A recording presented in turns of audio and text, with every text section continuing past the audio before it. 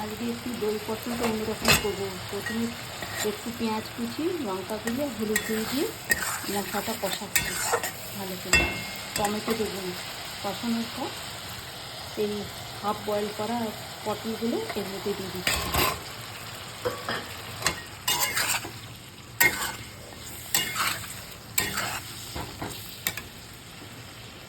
আর উপর থেকে এই টক দই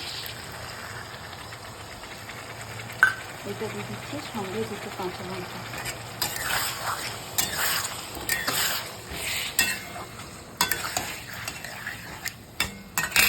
এই ওপর থেকে ধনে পাতা, এই ধনে পাতাটাই মানে স্বাদ বাড়ে। আর এতে কিচ্ছু মশলা দেবো না। আর হালকা একটু এই গরম মশলা একটু দিয়ে দিচ্ছি।